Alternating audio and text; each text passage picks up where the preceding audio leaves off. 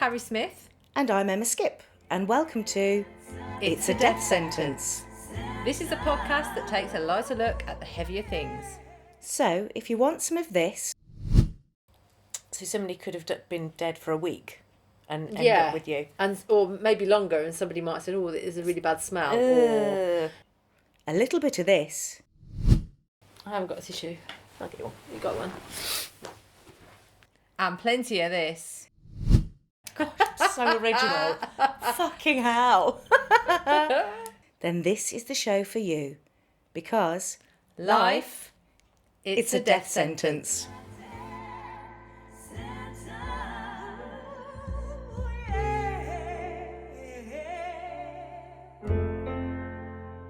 So welcome back, everybody. This episode is called Dead Funny, and we are talking about humour. Humour around all things morbid and death and probably really inappropriate stuff. We do know that people's sense of humour, everyone's different. Some people have got more of a dark sense of humour than others, probably us included. Mm-hmm. And we're just talking about humour and how people use that to cope with grief. I know that personally, without humour, I wouldn't have coped. So I use humour as a mechanism in most things in my life. I also really enjoy it. But I think surrounding death, bereavement, grief, however we put it, without humour, my real feeling is we are lost. I think if we can't see the lighter side of things, that it's inevitable, we are going to die. If we can't see the lighter side of it, and we can't use humour, and we can't laugh about it, and we can't recall the laughter and the fun around that person, then I don't see how people cope. So you've just said we use dark humour. I mean, my humour, particularly me and my sister when we're together talking about our mum, other people I think would probably just leave the room. Yeah, they would. Imagine. I mean, sometimes we just refer to her as our dead mum. Wow. Yeah, I know, right?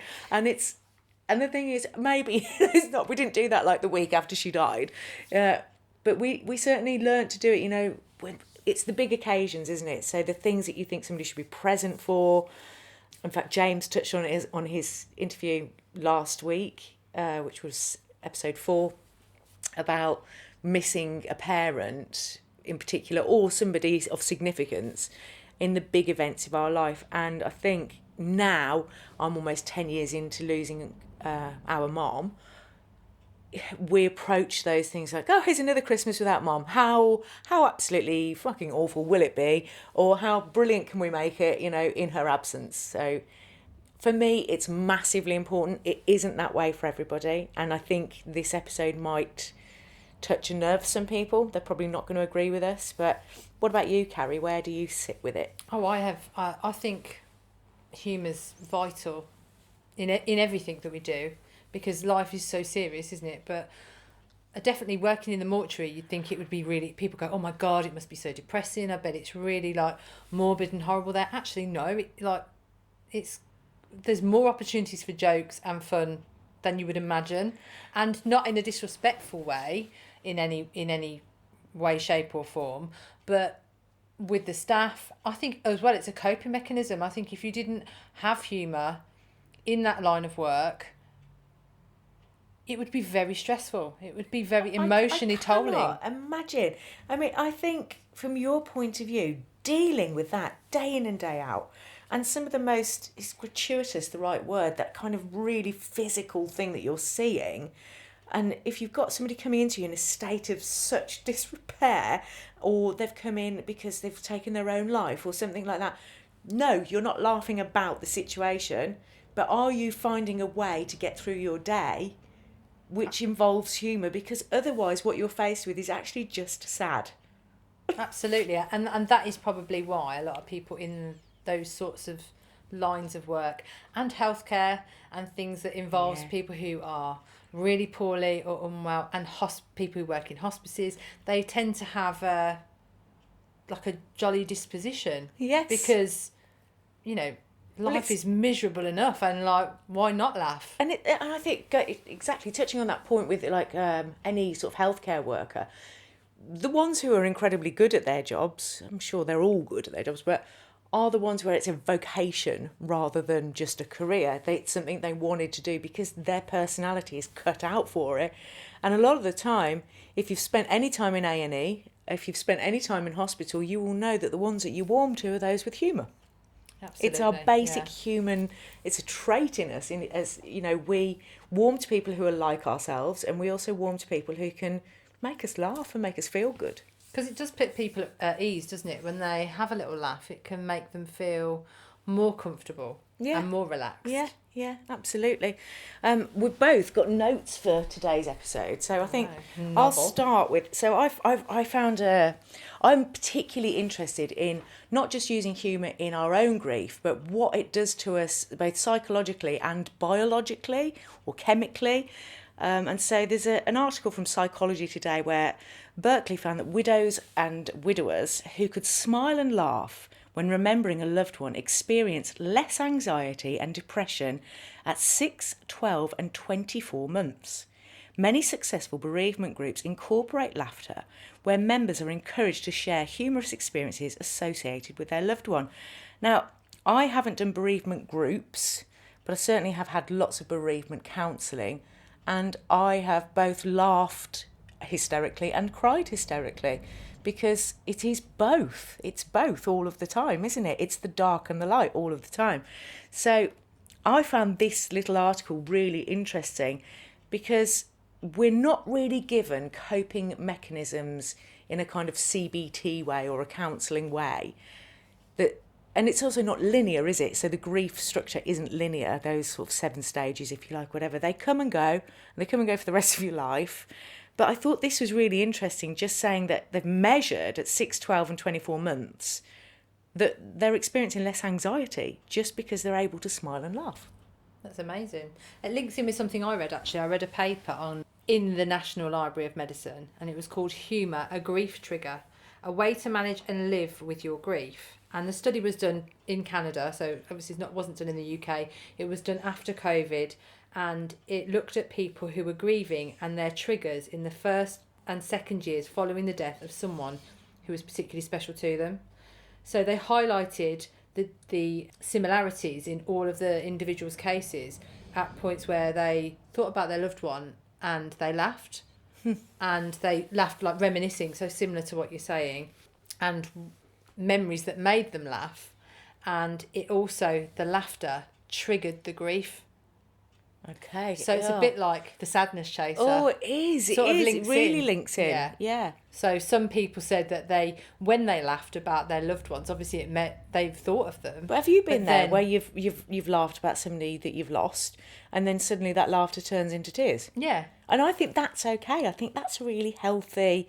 The emotion can't just reside in your body. It makes you poorly. It needs to find a way out. And tears, we know tears do this, and people laugh to tears, don't they? And we cry through tears. So it makes sense to me that it is cyclical in that way. Yes, definitely. And it said that 8 out of 10 people use humour as a way to escape grief. And then some people are just not ready to laugh. That's the people who think it's insensitive. Yeah. And I think also you're talking about different character types here, aren't we? So if you're particularly staid or old-fashioned, I've got to be careful how you word this, or a very serious person, or you think it's disrespectful, it's going to be out of your comfort zone to do that. You know, it's like asking somebody to just change who they are. But I think the vast majority of people do use laughter and humour as a coping tool, and also as a day-to-day, not just in grief, but in, like you said earlier, in the seriousness of life, of all of the things that we have to deal with day in and day out. We only have to doom scroll for 2 minutes to see that everybody is just making fun of the mundanity of it all. So why are we not using that more in actually, dare I say it, grief can be mundane. It can be fucking boring and ongoing, and you know, it perpetuates more grief, and you end up in this cycle of doom. And if you're not using any humour to deal with it, then you're trapped, and it's very depressing, and it's easy to go downhill. I agree. Found a little something here which I thought was interesting as well.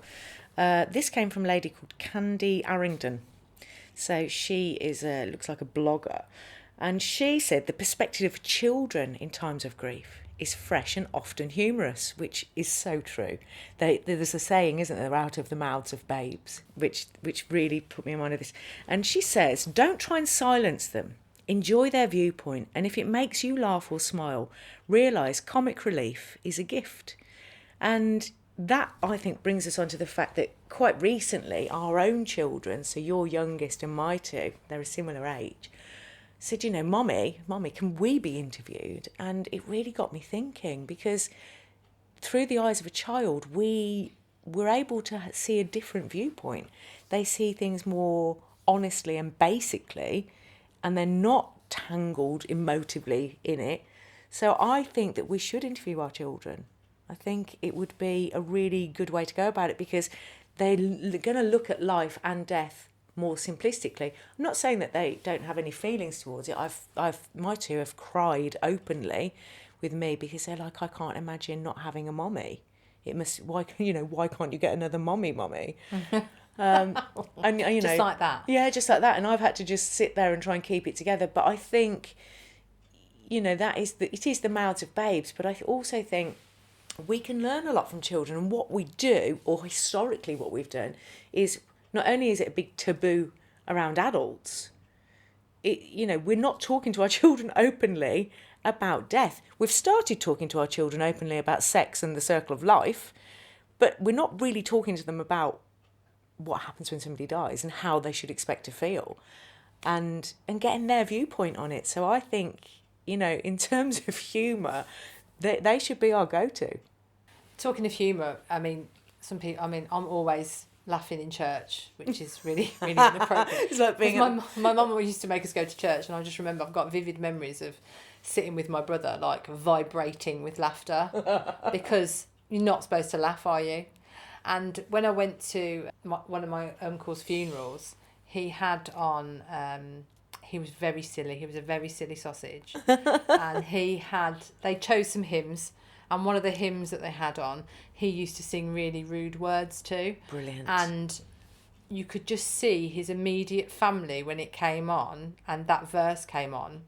I was behind them, they all started vibrating with laughter.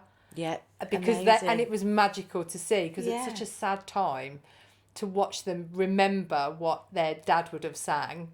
Wow. It was really magical in such a happy but sad melancholy way. I think is the word, isn't it? It was beautiful to watch. Isn't that interesting?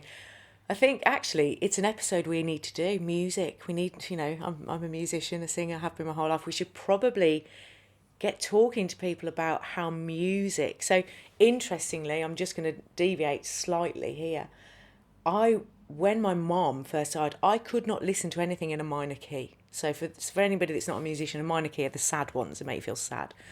And I just couldn't. And my mom listened to classical music, so I couldn't listen to that.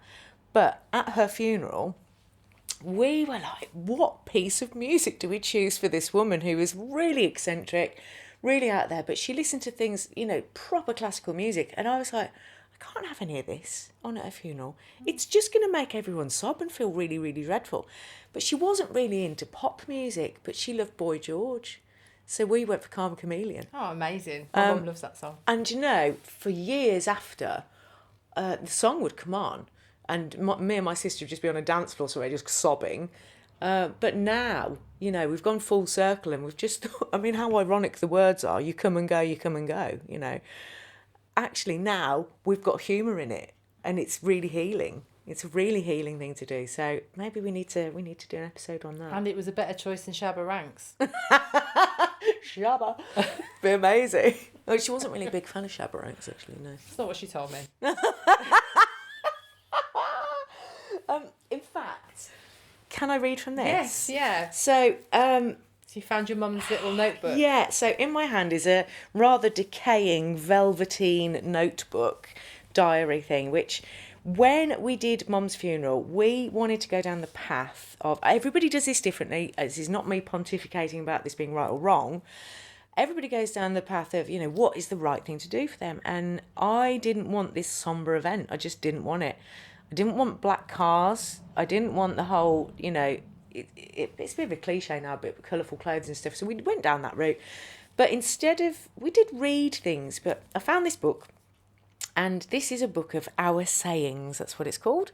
And over the years, she collected things that we said as children, again, out of the mouths of babes. So I'm just going to read a couple of things from here, in no complete order, really. So this one, I think, it's me, here you go, December 87. Emma, what does donor mean, Mommy? Mum, it's another word for to give. People say they don't mind giving organs to others after they're dead. What's organ? Well, Mum, it's part of their bodies like heart, lungs or liver. Emma, well, they can have my feet. And, that is... Very giving. Yeah, and I just think, bless her, she kept these things because they made her laugh. But actually, here's another one, June 88. Mommy, do you want to live for the rest of your life? Just so basic. Yes, please. Yeah, it'd be lovely. This one, again, in 88, on holiday in Devon. Emma, why do people have their tonsils out, Mommy? Well, because sometimes they get poorly and sore. And they really take them out? Yes, they do. What, for a few days? Mommy, no, forever. Well, what do they do with them then? Mommy, well, they throw them away. What? In the bin? And again, So your innocent child, though, isn't it? it's a Yeah. child's point of view. It's just them going, oh, I want to know where it goes. And it links back to what I said in our first interview when you interviewed me. I wanted to know where she'd gone physically. Where was she? And I think there's the child in all of us when we're dealing with death, isn't there? There's the child in all of us. It just goes... Just the unknown, isn't it? Yeah. You want to know as much as you can. I mean, here's one not relating to death in any way, but very funny. So this is my sister in 1991. So it's me saying, Mommy, Sophie's got boobs. Mommy, will she grow out of it? And I say, yes, they're only doggy boobs, aren't they? In brackets, puppy fat. Doggy boobs. I think I've still got doggy boobs. Yeah, I mean, I've got really, yeah. I mean, I could go on, there's more, but I just think that is, it's beautiful. And when we read this at her funeral, we chose some other ones which are probably not too appropriate. So I've skimmed past some of those. But what we got were people laughing because they knew her. And they knew that what we'd said would have touched her enough to keep a diary for like 20 years about little things we'd said. So that's amazing. That's amazing. And don't lose it. You need to start one. I've been doing notes on the children. I have got a few, actually, yeah. Yeah. Isn't that funny that traditions carry on? Like, she had a little... She was better at it than diary. me. Better at it than me. She had more staying power, I think. We've got a little quote here from George Bernard Shaw about humour and life. And it says, life does not cease to be funny when people die any more than it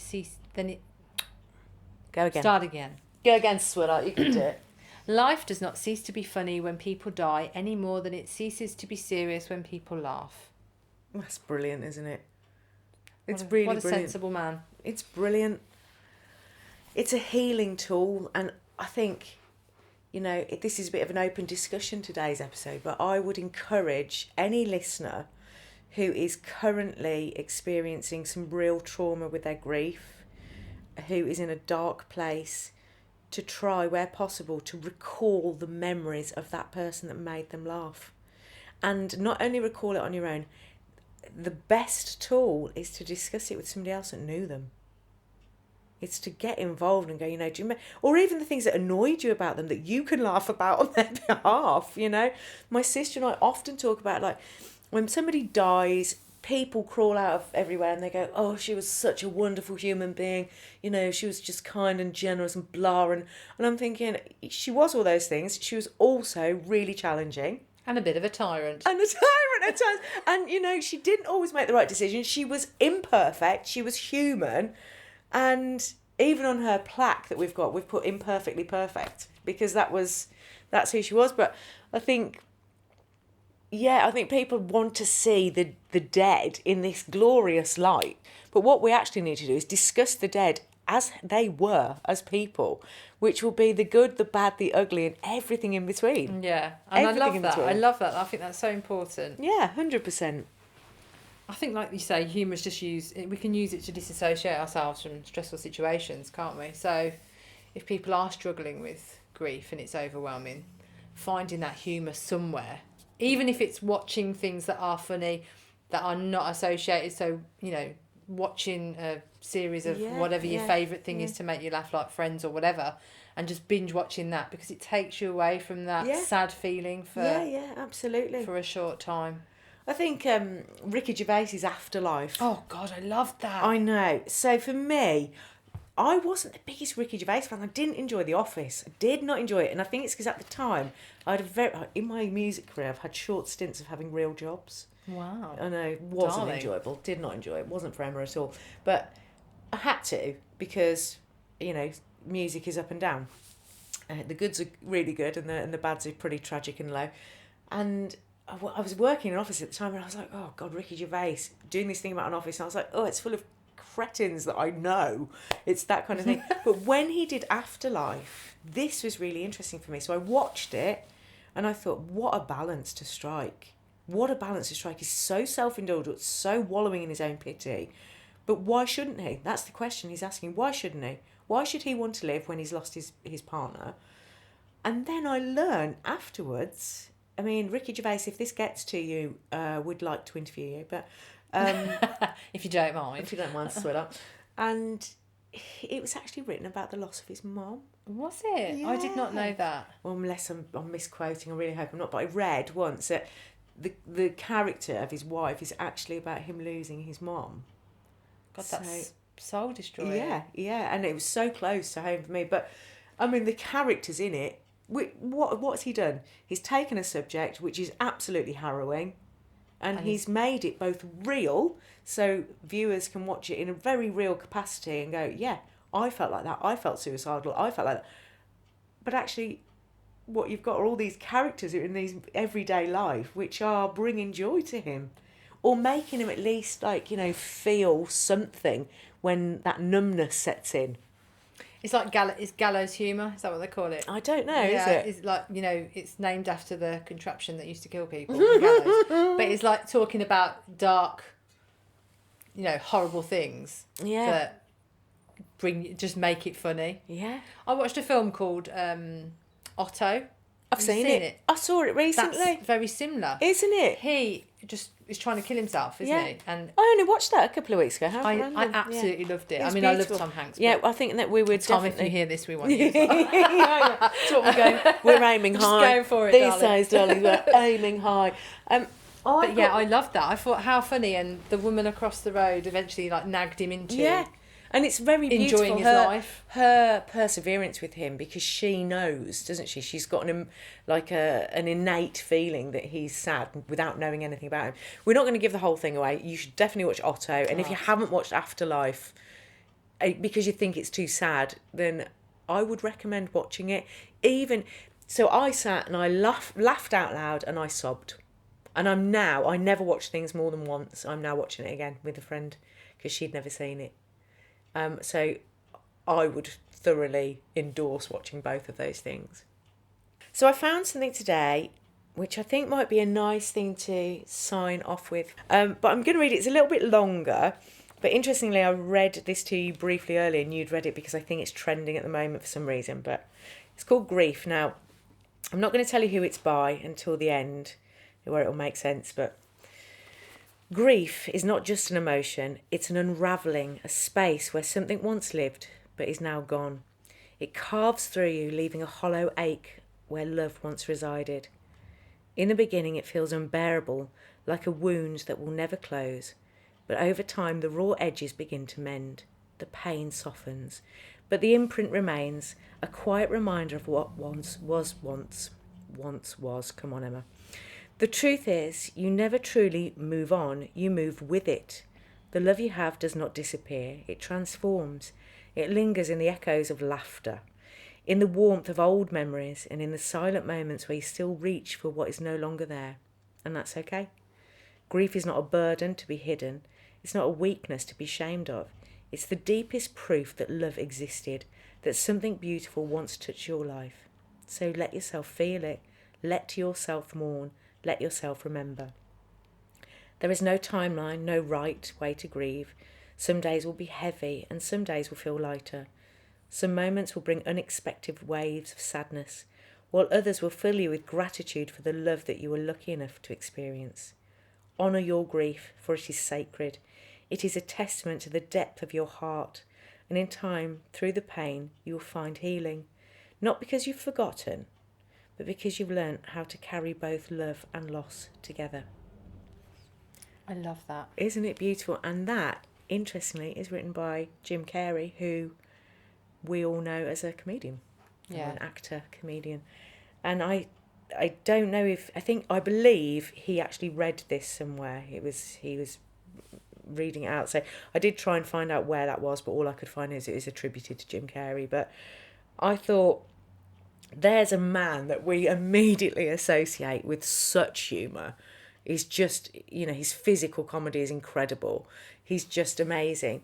That we tend to view these people in life, like the comic type, even our own friends, if we've got like the comedian in the pack, if you like, we tend to view them without those type of feelings, without that kind of depth. And I found that this was such a profoundly brilliant and accurate piece of writing. I just thought it was a really nice thing to bring into this episode. I think what we could say to our listeners is we'd really like some feedback about this. So if we could get enough feedback, you don't have to put this on our socials if you don't want it to be in the public domain. Lots and lots of people have been getting in touch with us personally, so that's fine. But if you've got a story for us about laughter through grief, I would be really interested here. What about you, Karen? Absolutely, yeah, that'd be great. I think there was a little thing on Facebook. Did you see it trending as well? No. Ages ago, about a little Irishman who, he died, and before he died, he did a recording of himself knocking on wood, saying, "Let me out, let me out." And at his funeral, they played it. Wow. So, like, he's there in his casket, and everybody's, sitting there mourning. Morose. And next thing you know, you hear this knock, knock, knock. Let me out, let me out. Yeah. Honestly, so funny. That's amazing. But yeah, any funny stories, and there are a lot. There are a lot of funny stories about death. Yeah. Some that are not suitable for airing, but definitely Well, some why that aren't are. they suitable? I think that's what we're trying to do. We're trying to dispel the taboo. We're not trying to offend. So for anybody who feels offended, just don't listen. Please switch off. That's all I've got for you. So just don't listen. But I think, we are wanting to, the whole premise is taking a lighter look at the heavier things. It doesn't mean that we're without feeling. Actually, we're really totally for feeling. But for me, humour is a tool, and it's a necessary one to cope. Quickly before we go, do you remember me telling you about the pirate story? Oh, go for it. Many years ago, I've just remembered it. I'm so sorry. I've just remembered. Okay, go for it. One of the first times I'd seen a dead body, or I'd been out on a call to a dead body. This is not working in my current job. This individual lived in a place, and he obviously liked a drink or two. It's a bit like coming here, Emma. I'm joking. I don't know what joking. you're saying. He had like beer cans stacked up everywhere, like almost in a pyramid. Very neat. What an artist! Yeah, what an artist. And obviously one day he got up from getting a drink to maybe, it looked like he had the remote of the TV in his hand, like he was turning the TV off or he was changing something on the telly, and as he stood, his trousers fell down and he fell and he cracked his head on the corner of the TV cabinet. Okay. And he died. Wow, what a way to go. When we so trousers and pants fell down.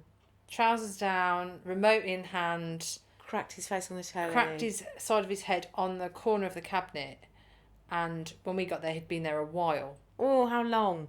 I don't know is the honest answer. Okay. So, went in, I was a bit, oh God. So this is not when you're, this is years your ago. work previous. Yeah. So was this ambulance service then? Okay. Yeah, this is years and years ago. I went in thinking, oh God, like, what are we going to do? No family there or anything. So the person I was working with was like, right, we need to make him look respectable for if family come. Family were on their way or something like that anyway. Can't remember the full details. We turned him over And as we turned him over, I mean, he had like one eye open, and he had like one corner of his mouth open, and it was a bit like a grrr sort of look. I mean, you can't see me. Oh, no one can see your face. Please imagine Carrie's beautiful face doing a very good pirate impression. Like, one side of the mouth was teeth shown, one eye was like wrinkled, the other eye was shut. And all I could think about was pirates. He just looked like he was going, "Ahar, me hearties."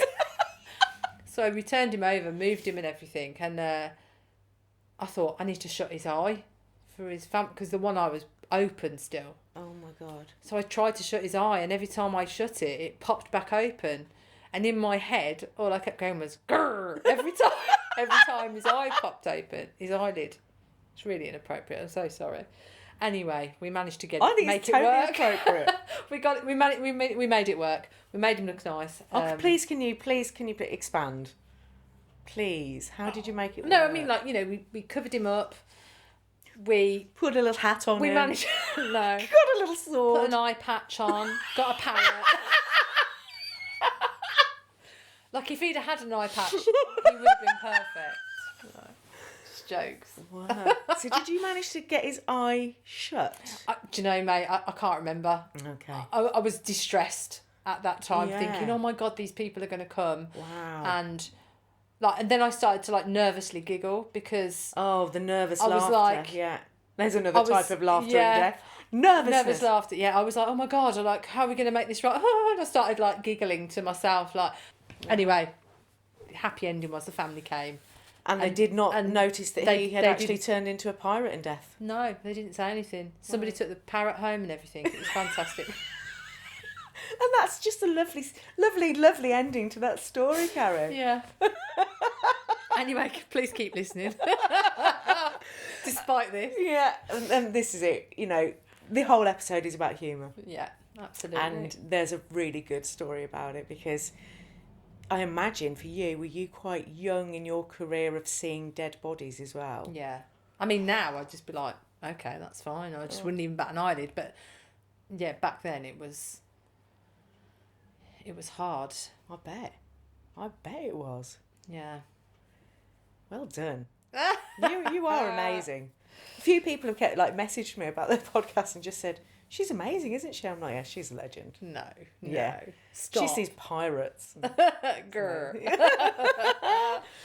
Oh, I think that's a nice way to end. Yeah, lovely. Thank you for listening. Yeah, thank you for having us again. And as always, we are dying to talk to you. So thank you, dear listeners. If you've enjoyed our show, then please do all the stuff that will help promote us. Like and share our podcast and follow us on socials, and please subscribe too. If you've got any feedback, it's most welcome, so please contact us. Likewise, if there's a subject you'd like us to cover, please do get in touch, and thank you for your support. We are dying to talk to you.